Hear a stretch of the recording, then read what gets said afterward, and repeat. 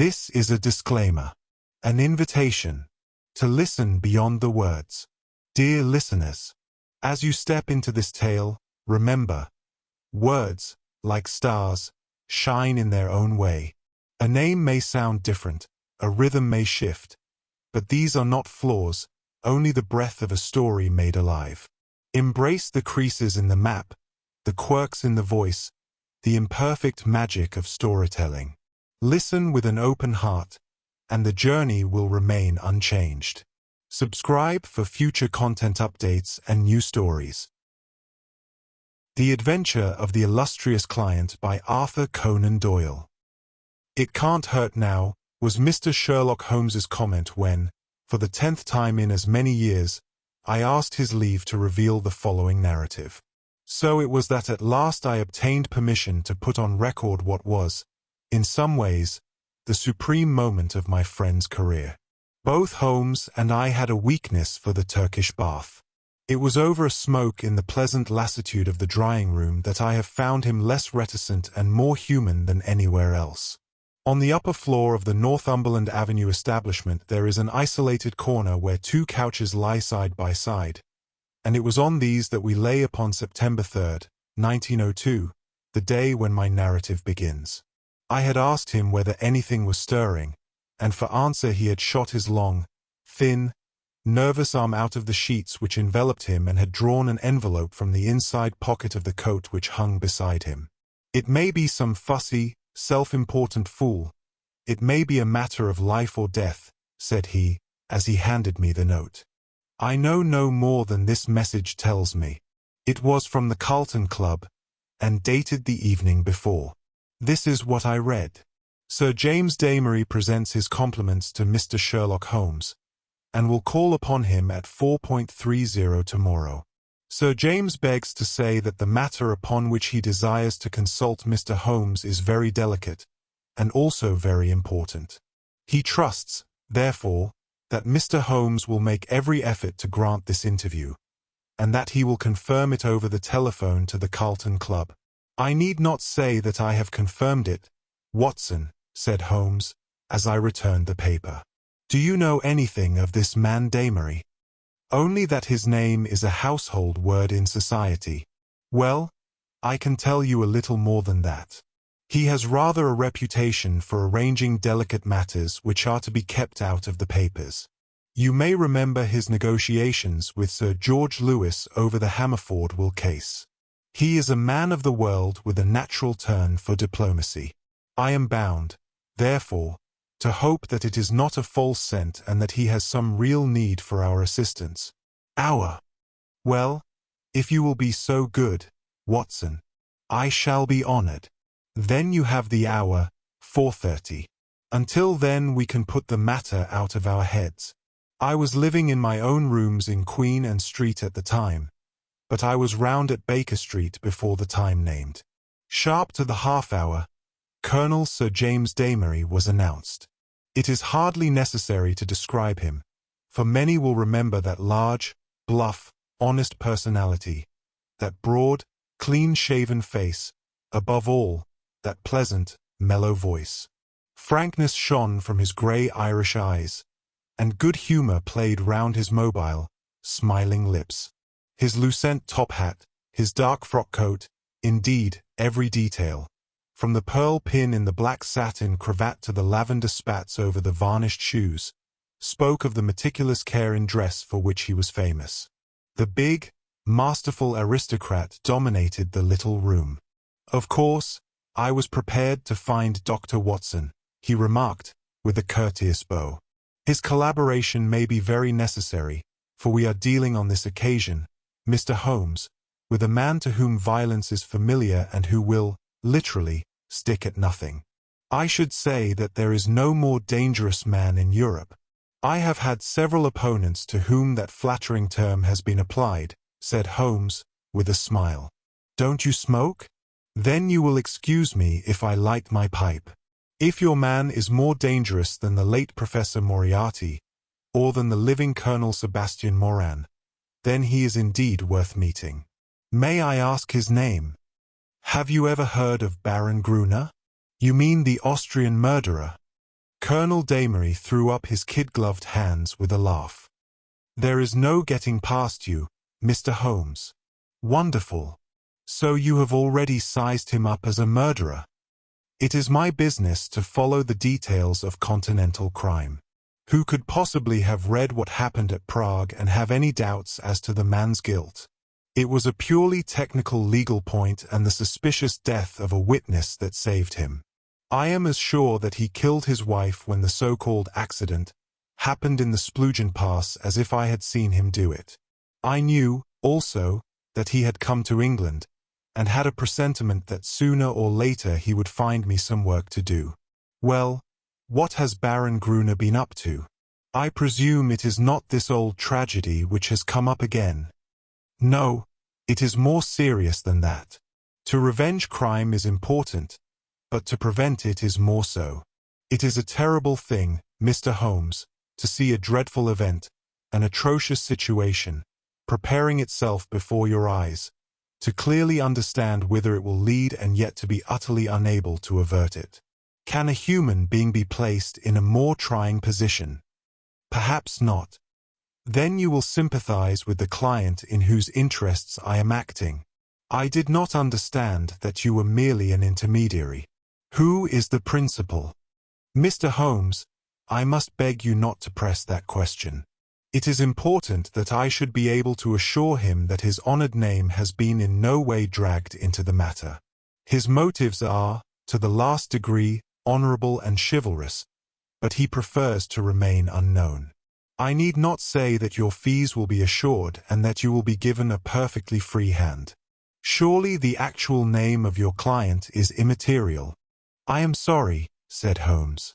"I am accustomed to have mystery at one end of my cases, but to have it at both ends is too confusing. I fear, Sir James, that I must decline to act." Our visitor was greatly disturbed. His large, sensitive face was darkened with emotion and disappointment. "You hardly realize the effect of your own action, Mr. Holmes," said he.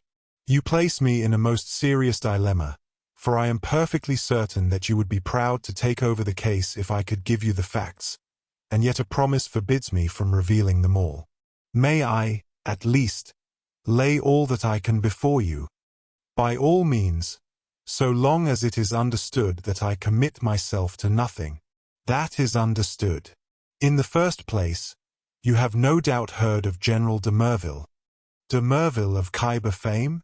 "Yes, I have heard of him. He has a daughter, Violet de Merville, young, rich, beautiful, accomplished, a wonder woman in every way. It is this daughter, this lovely, innocent girl, whom we are endeavoring to save from the clutches of a fiend. Baron Gruner has some hold over her. Then, the strongest of all holds where a woman is concerned, the hold of love.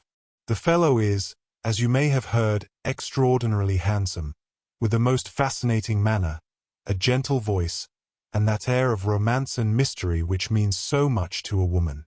He is said to have the whole sex at his mercy and to have made ample use of the fact. But how came such a man to meet a lady of the standing of Miss Violet de Merville? It was on a Mediterranean yachting voyage. The company, though select, paid their own passages. No doubt the promoters hardly realized the Baron's true character until it was too late. The villain attached himself to the lady, and with such effect that he has completely and absolutely won her heart. To say that she loves him hardly expresses it. She dotes upon him, she is obsessed by him. Outside of him there is nothing on earth. She will not hear one word against him. Everything has been done to cure her of her madness, but in vain. To sum up, she proposes to marry him next month. As she is of age and has a will of iron, it is hard to know how to prevent her. Does she know about the Austrian episode? The cunning devil has told her every unsavory public scandal of his past life, but always in such a way as to make himself out to be an innocent martyr. She absolutely accepts his version and will listen to no other. Dear me, but surely you have inadvertently let out the name of your client? It is no doubt General de Merville. Our visitor fidgeted in his chair. "I could deceive you by saying so, Mr. Holmes, but it would not be true. De Merville is a broken man. The strong soldier has been utterly demoralized by this incident. He has lost the nerve which never failed him on the battlefield and has become a weak, doddering old man, utterly incapable of contending with a brilliant, forceful rascal like this Austrian. My client, however, is an old friend, one who has known the general intimately for many years and taken a paternal interest in this young girl since she wore short frocks. He cannot see this tragedy consummated without some attempt to stop it. There is nothing in which Scotland Yard can act. It was his own suggestion that you should be called in, but it was, as I have said, on the express stipulation that he should not be personally involved in the matter. I have no doubt, Mr. Holmes, with your great powers you could easily trace my client back through me. But I must ask you, as a point of honor, to refrain from doing so, and not to break in upon his incognito." Holmes gave a whimsical smile. "I think I may safely promise that," said he. "I may add that your problem interests me, and that I shall be prepared to look into it. How shall I keep in touch with you?" "The Carlton Club will find me. But, in case of emergency, there is a private telephone call, XX.31. Holmes noted it down and sat, still smiling, with the open memorandum book upon his knee. "The Baron's present address, please." "Vernon Lodge, near Kingston." "It is a large house. He has been fortunate in some rather shady speculations and is a rich man, which, naturally, makes him a more dangerous antagonist." "Is he at home at present?" "Yes. Apart from what you have told me, can you give me any further information about the man?" "He has expensive tastes. He is a horse fancier.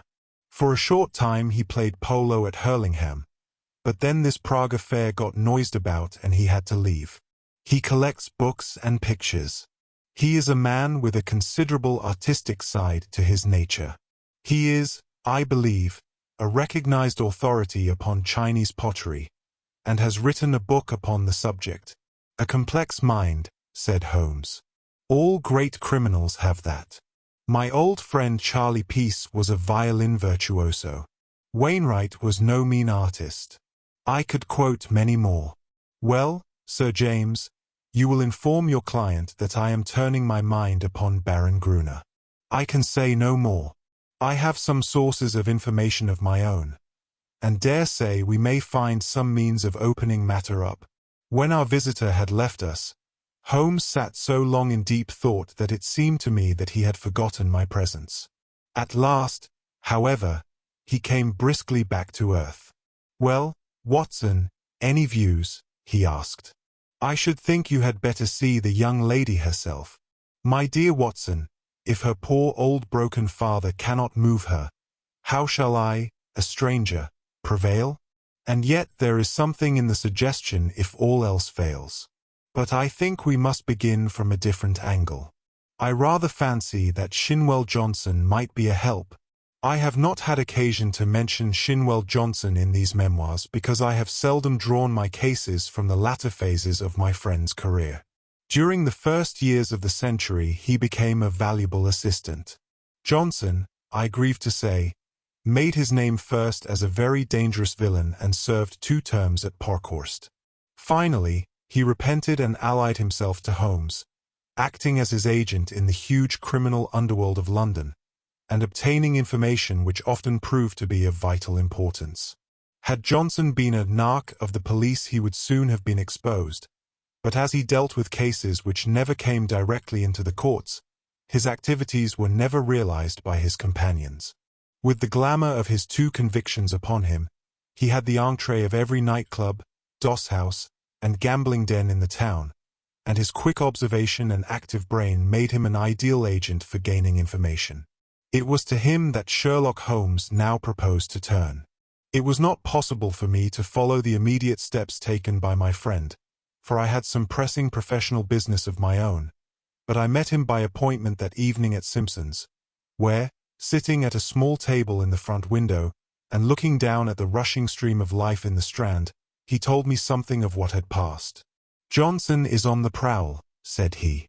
"He may pick up some garbage in the darker recesses of the underworld, for it is down there, amid the black roots of crime, that we must hunt for this man's secrets. But, if the lady will not accept what is already known, why should any fresh discovery of yours turn her from her purpose? Who knows, Watson? Woman's heart and mind are insoluble puzzles to the male. Murder might be condoned or explained, and yet some smaller offense might rankle. Baron Gruner remarked to me." "He remarked to you?" "Oh, to be sure. I had not told you of my plans. Well, Watson, I love to come to close grips with my man. I like to meet him eye to eye and read for myself the stuff that he is made of. When I had given Johnson his instructions, I took a cab out to Kingston and found the Baron in a most affable mood." "Did he recognize you?" "There was no difficulty about that, for I simply sent in my card. He is an excellent antagonist, cool as ice, silky-voiced and soothing as one of your fashionable consultants, and poisonous as a cobra. He has bred in him a real aristocrat of crime, with a superficial suggestion of afternoon tea and all the cruelty of the grave behind it. Yes, I am glad to have had my attention called to Baron Adelbert Gruner. You say he was affable. A purring cat who thinks he sees prospective mice. Some people's affability is more deadly than the violence of coarser souls. His greeting was characteristic. "I rather thought I should see you sooner or later, Mr. Holmes," said he. "You have been engaged, no doubt, by General de Merville to endeavor to stop my marriage with his daughter, Violet. That is so, is it not?" I acquiesced. "My dear man," said he, "you will only ruin your own well-deserved reputation. It is not a case in which you can possibly succeed. You will have barren work, to say nothing of incurring some danger. Let me very strongly advise you to draw off at once." "It is curious," I answered, "but that was the very advice which I had intended to give you. I have a respect for your brains, Baron, and the little which I have seen of your personality has not lessened it. Let me put it to you as man to man. No one wants to rake up your past and make you unduly uncomfortable. It is over, and you are now in smooth waters. But if you persist in this marriage, you will raise up a swarm of powerful enemies who will never leave you alone until they have made England too hot to hold you. Is the game worth it? Surely you would be wiser if you left the lady alone. It would not be pleasant for you if these facts of your past were brought to her notice. The Baron has little waxed tips of hair under his nose, like the short antennae of an insect. These quivered with amusement as he listened, and he finally broke into a gentle chuckle. "Excuse my amusement, Mr. Holmes," said he, "but it is really funny to see you trying to play a hand with no cards in it. I don't think anyone could do it better, but it is rather pathetic, all the same. Not a color card there, Mr. Holmes. Nothing but the smallest of the small. So you think. So I know. Let me make the thing clear to you, for my own hand is so strong that I can afford to show it. I have been fortunate enough to win the entire affection of this lady. This was given to me in spite of the fact that I told her very clearly of all the unhappy incidents in my past life. I also told her that certain wicked and designing persons, I hope you recognize yourself, would come to her and tell her these things, and I warned her how to treat them. You have heard of post-hypnotic suggestion, Mr. Holmes? Well, you will see how it works, for a man of personality can use hypnotism without any vulgar passes or tomfoolery. So she is ready for you and, I have no doubt, would give you an appointment, for she is quite amenable to her father's will, save only in the one little matter. Well, Watson, there seemed to be no more to say, so I took my leave with as much cold dignity as I could summon. But, as I had my hand on the door handle, he stopped me. "By the way, Mr. Holmes," said he, "did you know Lebrun, the French agent?" "Yes," said I. "Do you know what befell him?" I heard that he was beaten by some Apaches in the Montmartre district and crippled for life. Quite true, Mr. Holmes. By a curious coincidence, he had been inquiring into my affairs only a week before. Don't do it, Mr. Holmes. It's not a lucky thing to do. Several have found that out. My last word to you is, go your own way and let me go mine. Goodbye. So there you are, Watson. You are up to date now. The fellow seems dangerous. Mighty dangerous. I disregard the blusterer. But this is the sort of man who says rather less than he means. Must you interfere? Does it really matter if he marries the girl? Considering that he undoubtedly murdered his last wife, I should say it mattered very much. Besides, the client. Well, we need not discuss that. When you have finished your coffee, you had best come home with me, for the blithe Shinwell will be there with his report. We found him sure enough, a huge, coarse, red-faced, scorbutic man, with a pair of vivid black eyes which were the only external sign of the very cunning mind within.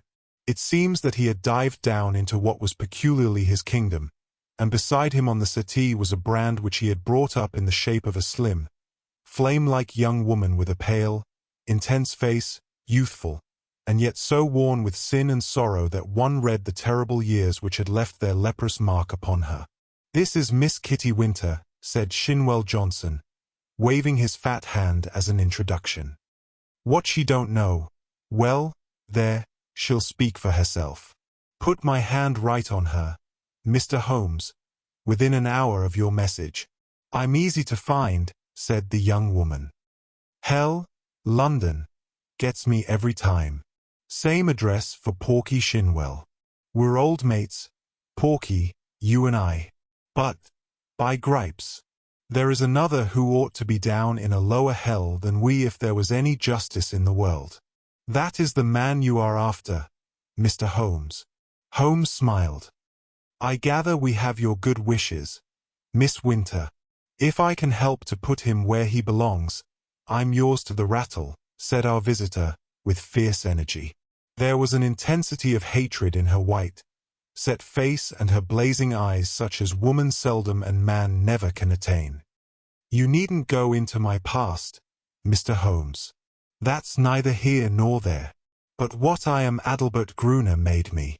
If I could pull him down." She clutched frantically with her hands into the air. "Oh, if I could only pull him into the pit where he has pushed so many. You know how the matter stands. Porky Shinwell has been telling me. He's after some other poor fool and wants to marry her this time. You want to stop it. Well, you surely know enough about this devil to prevent any decent girl in her senses wanting to be in the same parish with him. She is not in her senses. She is madly in love. She has been told all about him. She cares nothing. Told about the murder. Yes, my lord, she must have a nerve. She puts them all down as slanders. Couldn't you lay proofs before her silly eyes? Well, can you help us do so? Ain't I a proof myself? If I stood before her and told her how he used me. Would you do this? Would I? Would I not? Well, it might be worth trying. But he has told her most of his sins and had pardon from her, and I understand she will not reopen the question. I'll lay he didn't tell her all, said Miss Winter. I caught a glimpse of 1 or 2 murders besides the one that made such a fuss.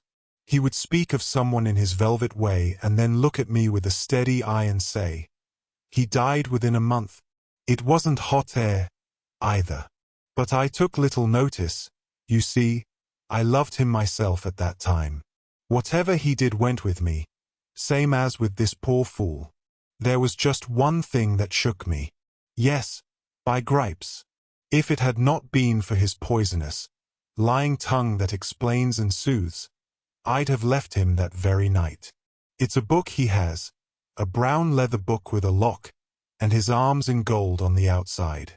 I think he was a bit drunk that night, or he would not have shown it to me. What was it, then? I tell you, Mr. Holmes, This man collects women, and takes a pride in his collection, as some men collect moths or butterflies. He had it all in that book. Snapshot photographs, names, details, everything about them. It was a beastly book, a book no man, even if he had come from the gutter, could have put together. But it was Adalbert Gruner's book all the same. Souls I have ruined.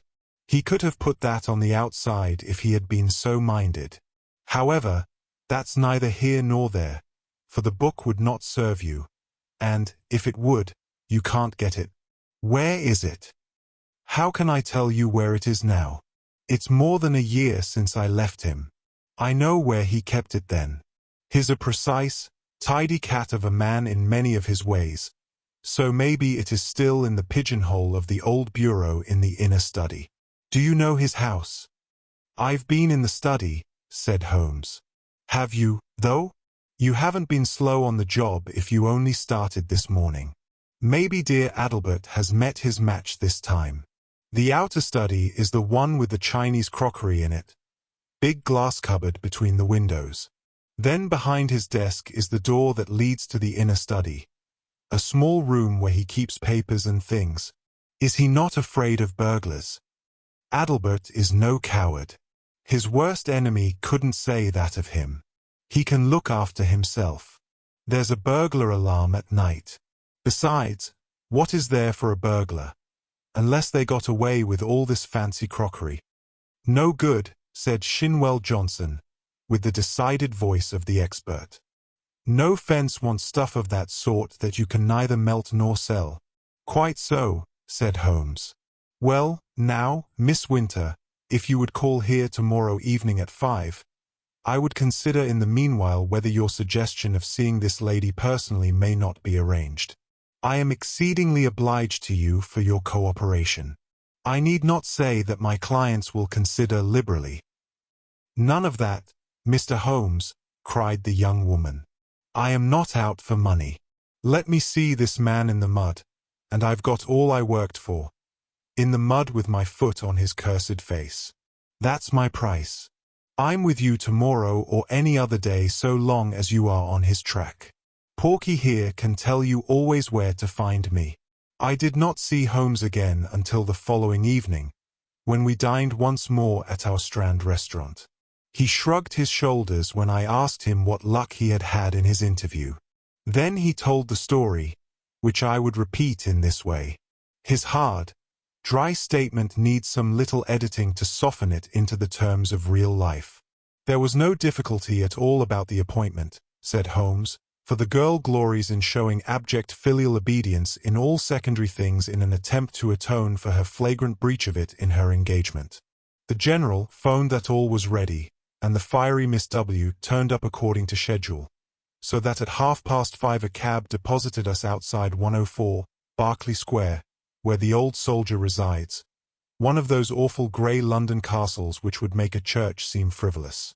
A footman showed us into a great yellow-curtained drawing-room, and there was the lady awaiting us, demure, pale, self-contained, as inflexible and remote as a snow image on a mountain. I don't quite know how to make her clear to you, Watson. Perhaps you may meet her before we are through, and you can use your own gift of words. She is beautiful, but with the ethereal otherworld beauty of some fanatic whose thoughts are set on high. I have seen such faces in the pictures of the old masters of the Middle Ages. How a beast man could have laid his vile paws upon such a being of the beyond I cannot imagine. You may have noticed how extremes call to each other, the spiritual to the animal, the caveman to the angel. You never saw a worse case than this. She knew what we had come for, of course. That villain had lost no time in poisoning her mind against us. Miss Winter's advent rather amazed her, I think, but she waved us into our respective chairs like a reverend abbess receiving two rather leprous mendicants. If your head is inclined to swell, my dear Watson, take a course of Miss Violet de Merville. Well, sir, said she, in a voice like the wind from an iceberg, your name is familiar to me.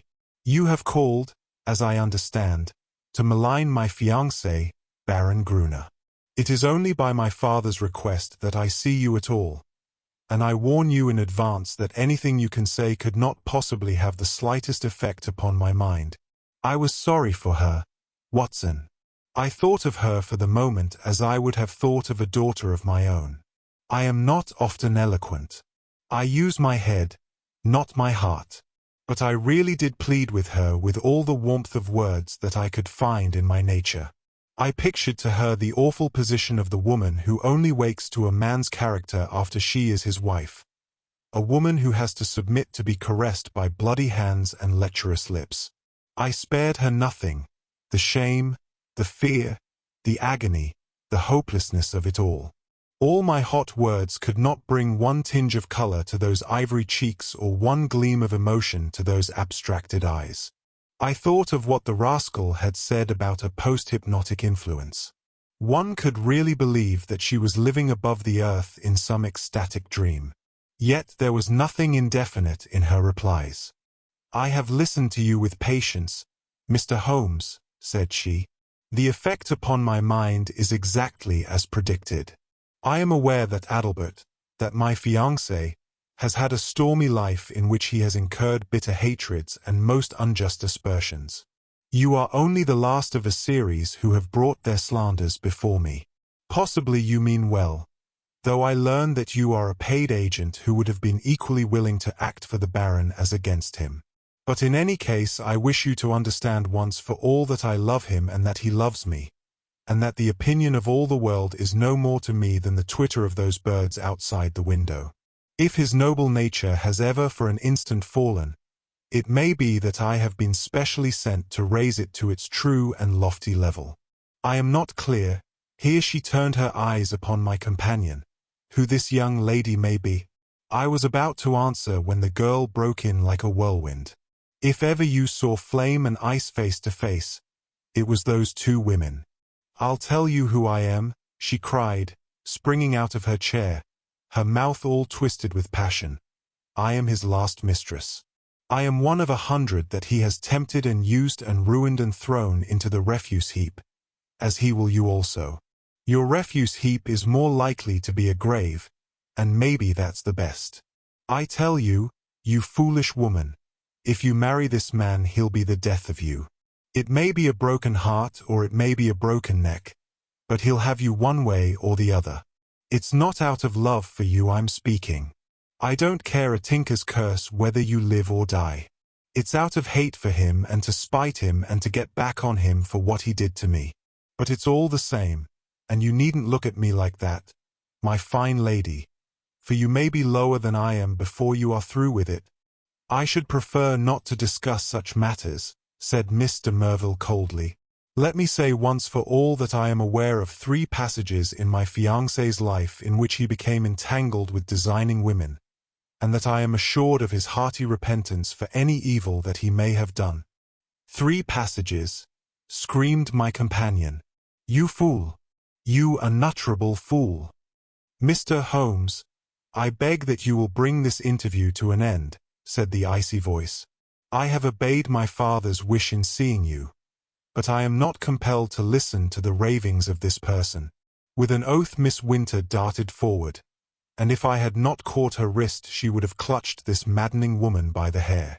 I dragged her towards the door, and was lucky to get her back into the cab without a public scene, for she was beside herself with rage.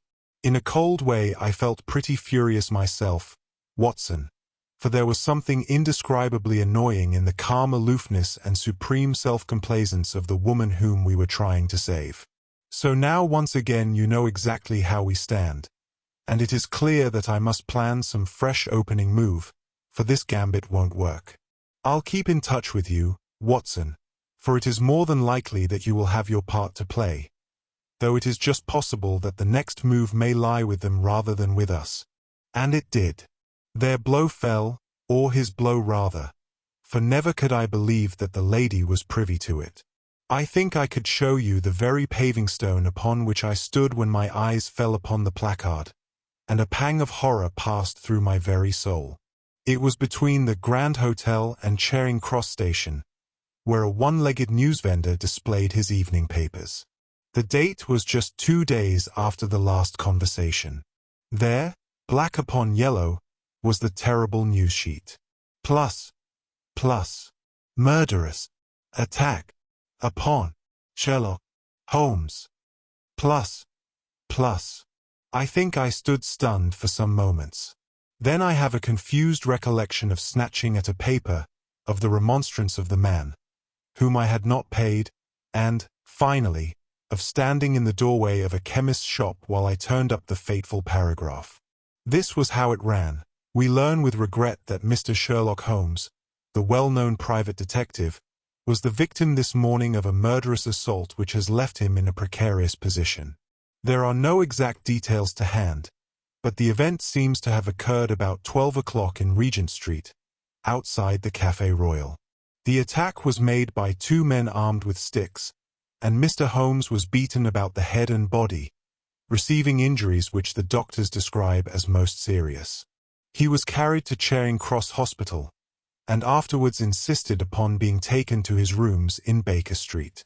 The miscreants who attacked him appear to have been respectably dressed men, who escaped from the bystanders by passing through the Café Royal and out into Glasshouse Street behind it. No doubt they belonged to that criminal fraternity which has so often had occasion to bewail the activity and ingenuity of the injured man. I need not say that my eyes had hardly glanced over the paragraph before I had sprung into a hansom and was on my way to Baker Street. I found Sir Leslie Oakshott, the famous surgeon, in the hall and his brougham waiting at the curb. No immediate danger, was his report. 2 lacerated scalp wounds and some considerable bruises. Several stitches have been necessary. Morphine has been injected and quiet is essential. But an interview of a few minutes would not be absolutely forbidden. With this permission I stole into the darkened room. The sufferer was wide awake, and I heard my name in a hoarse whisper. The blind was 3/4 down, but one ray of sunlight slanted through and struck the bandaged head of the injured man. A crimson patch had soaked through the white linen compress. I sat beside him and bent my head. "All right, Watson. Don't look so scared," he muttered in a very weak voice.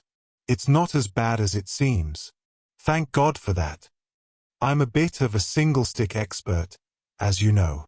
I took most of them on my guard. It was the second man that was too much for me. What can I do, Holmes? Of course, it was that damned fellow who set them on. I'll go and thrash the hide off him if you give the word. Good old Watson. No, we can do nothing there unless the police lay their hands on the men. But their getaway had been well prepared. We may be sure of that. Wait a little. I have my plans. The first thing is to exaggerate my injuries. They'll come to you for news. Put it on thick, Watson. Lucky if I live the week out. Concussion, delirium, what you like. You can't overdo it. But Sir Leslie Oakshott. Oh, he's all right. He shall see the worst side of me. I'll look after that. Anything else? Yes. Tell Shinwell Johnson to get that girl out of the way. Those beauties will be after her now. They know, of course, that she was with me in the case. If they dared to do me in it is not likely they will neglect her. That is urgent. Do it tonight. I'll go now. Anything more? Put my pipe on the table, and the tobacco slipper. Right. Come in each morning and we will plan our campaign. I arranged with Johnson that evening to take Miss Winter to a quiet suburb and see that she lay low until the danger was past. For 6 days the public were under the impression that Holmes was at the door of death. The bulletins were very grave and there were sinister paragraphs in the papers. My continual visits assured me that it was not so bad as that. His wiry constitution and his determined will were working wonders. He was recovering fast, and I had suspicions at times that he was really finding himself faster than he pretended, even to me. There was a curious secretive streak in the man which led to many dramatic effects, but left even his closest friend guessing as to what his exact plans might be. He pushed to an extreme the axiom that the only safe plotter was he who plotted alone. I was nearer him than anyone else, and yet I was always conscious of the gap between. On the 7th day the stitches were taken out, in spite of which there was a report of erysipelas in the evening papers. The same evening papers had an announcement which I was bound, sick or well, to carry to my friend. It was simply that among the passengers on the Cunard boat Ruritania, starting from Liverpool on Friday, was the Baron Gruner, who had some important financial business to settle in the States before his impending wedding to Miss Violet de Merville, only daughter of, etc., etc. Holmes listened to the news with a cold, concentrated look upon his pale face, which told me that it hit him hard. "Friday," he cried. "Only 3 clear days. I believe the rascal wants to put himself out of danger's way. But he won't, Watson. By the Lord Harry, he won't. Now, Watson, I want you to do something for me. I am here to be used, Holmes. Well, then, spend the next 24 hours in an intensive study of Chinese pottery." He gave no explanations, and I asked for none. By long experience I had learned the wisdom of obedience. But when I had left his room I walked down Baker Street, revolving in my head how on earth I was to carry out so strange an order. Finally I drove to the London Library in St. James's Square, put the matter to my friend Lomax, the sub-librarian, and departed to my rooms with a goodly volume under my arm. It is said that the barrister who crams up a case with such care that he can examine an expert witness upon the Monday has forgotten all his forced knowledge before the Saturday. Certainly I should not like now to pose as an authority upon ceramics. And yet all that evening, and all that night with a short interval for rest, and all next morning I was sucking in knowledge and committing names to memory. There I learned of the hallmarks of the great artist-decorators, of the mystery of cyclical dates, the marks of the Hongwu and the beauties of the Yonglo, the writings of Tang Ying, and the glories of the primitive period of the Sung and the Yuan. I was charged with all this information when I called upon Holmes next evening. He was out of bed now, though you would not have guessed it from the published reports, and he sat with his much-bandaged head resting upon his hand in the depth of his favorite armchair. "Why, Holmes," I said, "if one believed the papers you are dying." "That," said he, "is the very impression which I intended to convey. And now, Watson, have you learned your lessons?" "At least I have tried to." "Good. You could keep up an intelligent conversation on the subject." "I believe I could." "Then hand me that little box from the mantelpiece." He opened the lid and took out a small object most carefully wrapped in some fine Eastern silk. This he unfolded, and disclosed a delicate little saucer of the most beautiful deep blue color. "It needs careful handling, Watson. This is the real eggshell pottery of the Ming dynasty. No finer piece ever passed through Christie's. A complete set of this would be worth a king's ransom. In fact, it is doubtful if there is a complete set outside the Imperial Palace of Peking. The sight of this would drive a real connoisseur wild. What am I to do with it?" Holmes handed me a card upon which was printed, "Dr. Hill Barton, 369, Half Moon Street. That is your name for the evening, Watson. You will call upon Baron Gruner. I know something of his habits, and at 8:30 he would probably be disengaged. A note will tell him in advance that you are about to call, and you will say that you are bringing him a specimen of an absolutely unique set of Ming china. You may as well be a medical man, since that is a part which you can play without duplicity. You are a collector. This set has come your way. You have heard of the Baron's interest in the subject, and you are not averse to selling at a price." "What price?" "Well asked, Watson. You would certainly fall down badly if you did not know the value of your own wares. This saucer was got for me by Sir James, and comes, I understand, from the collection of his client. You will not exaggerate if you say that it could hardly be matched in the world. I could perhaps suggest that the set should be valued by an expert." "Excellent, Watson. You scintillate today. Suggest Christie or Sotheby." Your delicacy prevents your putting a price for yourself. But if he won't see me? Oh, yes, he will see you.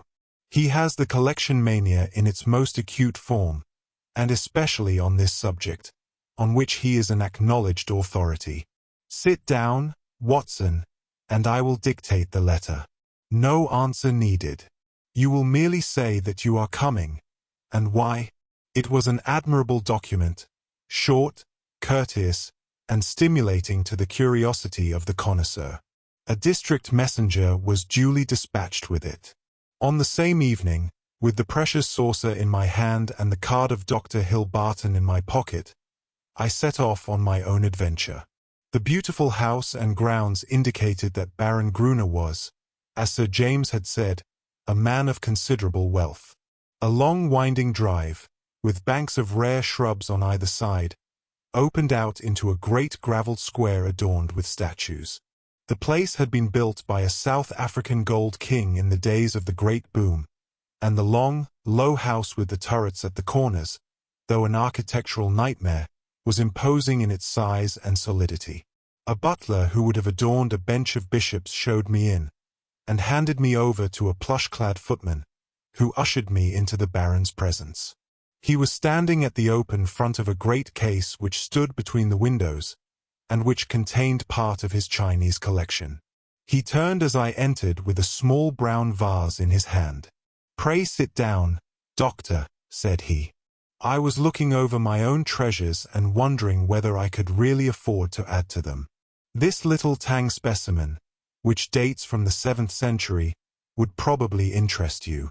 I am sure you never saw finer workmanship or a richer glaze. Have you the Ming saucer with you of which you spoke? I carefully unpacked it and handed it to him. He seated himself at his desk, pulled over the lamp, for it was growing dark, and set himself to examine it. As he did so, the yellow light beat upon his own features, and I was able to study them at my ease. He was certainly a remarkably handsome man. His European reputation for beauty was fully deserved. In figure he was not more than of middle size, but was built upon graceful and active lines. His face was swarthy, almost oriental, with large, dark, languorous eyes which might easily hold an irresistible fascination for women. His hair and moustache were raven black, the latter short, pointed, and carefully waxed. His features were regular and pleasing, save only his straight, thin-lipped mouth. If ever I saw a murderer's mouth it was there. A cruel, hard gash in the face, compressed, inexorable, and terrible. He was ill-advised to train his moustache away from it, for it was nature's danger signal, set as a warning to his victims. His voice was engaging and his manners perfect. In age I should have put him at little over 30, though his record afterwards showed that he was 42. Very fine indeed," he said at last. "And you say you have a set of 6 to correspond. What puzzles me is that I should not have heard of such magnificent specimens. I only know of one in England to match this, and it is certainly not likely to be in the market. Would it be indiscreet if I were to ask you, Dr. Hill Barton, how you obtained this? Does it really matter?" I asked, with as careless an air as I could muster. "You can see that the piece is genuine, and, as to the value, I am content to take an expert's valuation." "Very mysterious," said he, with a quick, suspicious flash of his dark eyes. "In dealing with objects of such value, one naturally wishes to know all about the transaction. That the piece is genuine is certain. I have no doubts at all about that. But suppose, I am bound to take every possibility into account, that it should prove afterwards that you had no right to sell. I would guarantee you against any claim of the sort. That, of course, would open up the question as to what your guarantee was worth. My bankers would answer that. Quite so. And yet the whole transaction strikes me as rather unusual. You can do business or not, said I, with indifference. I have given you the first offer as I understood that you were a connoisseur, but I shall have no difficulty in other quarters. Who told you I was a connoisseur? I was aware that you had written a book upon the subject. Have you read the book? No. Dear me, this becomes more and more difficult for me to understand. You are a connoisseur and collector with a very valuable piece in your collection, and yet you have never troubled to consult the one book which would have told you of the real meaning and value of what you held. How do you explain that? I am a very busy man. I am a doctor in practice. That is no answer. If a man has a hobby, he follows it up, whatever his other pursuits may be. You said in your note that you were a connoisseur. So I am. Might I ask you a few questions to test you? I am obliged to tell you, doctor, if you are indeed a doctor, that the incident becomes more and more suspicious. I would ask you, what do you know of the Emperor Shomu, and how do you associate him with the Shoso Inn near Noro? Dear me, does that puzzle you? Tell me a little about the Northern Wei dynasty and its place in the history of ceramics. I sprang from my chair in simulated anger. This is intolerable, sir, said I. I came here to do you a favor, and not to be examined as if I were a schoolboy.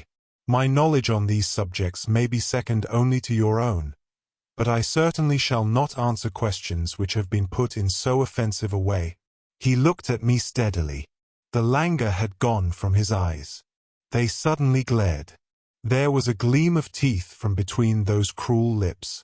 What is the game? You are here as a spy. You are an emissary of Holmes. This is a trick that you are playing upon me. The fellow is dying, I hear, so he sends his tools to keep watch upon me. You've made your way in here without leave, and, by God, you may find it harder to get out than to get in. He had sprung to his feet, and I stepped back, bracing myself for an attack, for the man was beside himself with rage. He may have suspected me from the first. Certainly this cross-examination had shown him the truth, but it was clear that I could not hope to deceive him. He dived his hand into a side drawer and rummaged furiously. Then something struck upon his ear, for he stood listening intently. "Ah!" he cried. "Ah!" and dashed into the room behind him. 2 steps took me to the open door, and my mind will ever carry a clear picture of the scene within. The window leading out to the garden was wide open. Beside it, looking like some terrible ghost, his head girt with bloody bandages, his face drawn and white, stood Sherlock Holmes. The next instant he was through the gap, and I heard the crash of his body among the laurel bushes outside. With a howl of rage, the master of the house rushed after him to the open window. And then, it was done in an instant, and yet I clearly saw it. An arm, a woman's arm, shot out from among the leaves. At the same instant the Baron uttered a horrible cry, a yell which will always ring in my memory. He clapped his 2 hands to his face and rushed round the room, beating his head horribly against the walls. Then he fell upon the carpet, rolling and writhing, while scream after scream resounded through the house. "Water! For God's sake, water!" was his cry. I seized a carafe from a side table and rushed to his aid. At the same moment the butler and several footmen ran in from the hall. I remember that one of them fainted as I knelt by the injured man and turned that awful face to the light of the lamp. The vitriol was eating into it everywhere and dripping from the ears and the chin. One eye was already white and glazed. The other was red and inflamed. The features which I had admired a few minutes before were now like some beautiful painting over which the artist has passed a wet and foul sponge. They were blurred, discolored, inhuman, terrible. In a few words I explained exactly what had occurred, so far as the vitriol attack was concerned. Some had climbed through the window and others had rushed out onto the lawn, but it was dark and it had begun to rain. Between his screams the victim raged and raved against the avenger.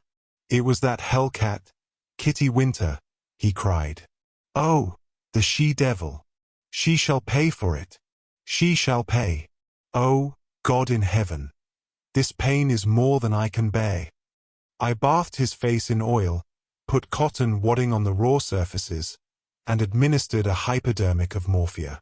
All suspicion of me had passed from his mind in the presence of this shock, and he clung to my hands as if I might have the power even yet to clear those deadfish eyes which gazed up at me. I could have wept over the ruin had I not remembered very clearly the vile life which had led up to so hideous a change. It was loathsome to feel the pouring of his burning hands, and I was relieved when his family surgeon, closely followed by a specialist, came to relieve me of my charge. An inspector of police had also arrived, and to him I handed my real card. It would have been useless as well as foolish to do otherwise, for I was nearly as well known by sight at the Yard as Holmes himself. Then I left that house of gloom and terror. Within an hour I was at Baker Street.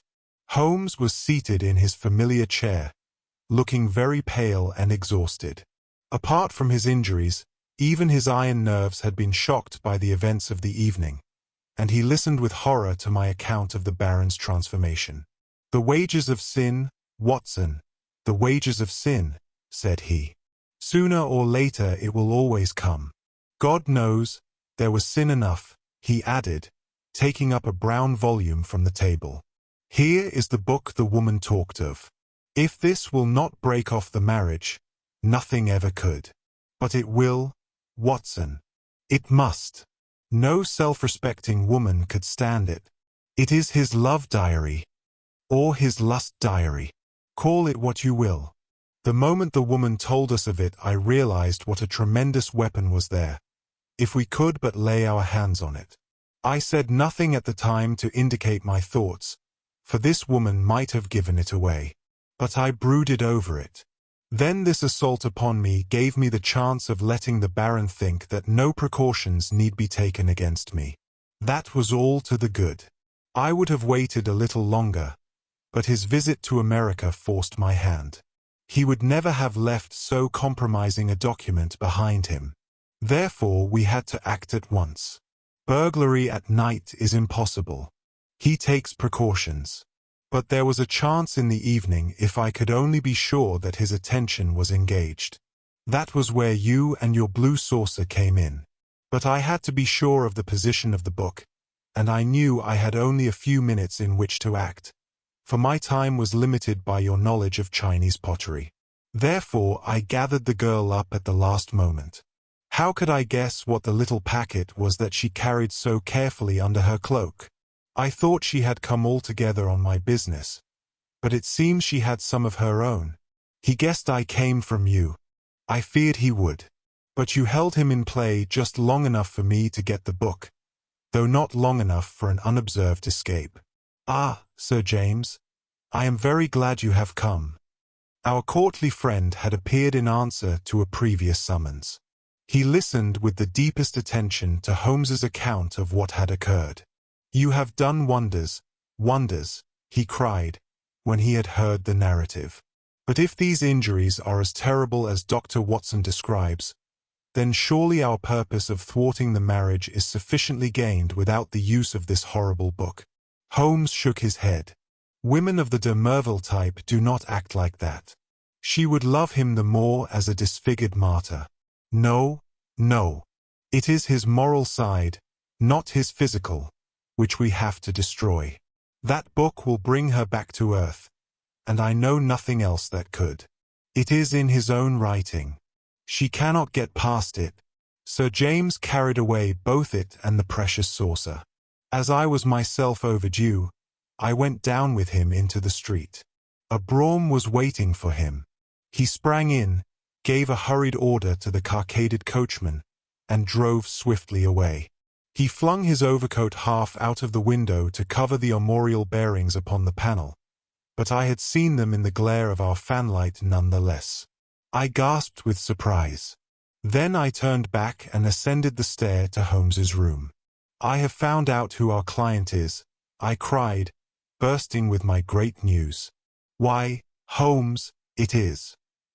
"It is a loyal friend and a chivalrous gentleman," said Holmes, holding up a restraining hand.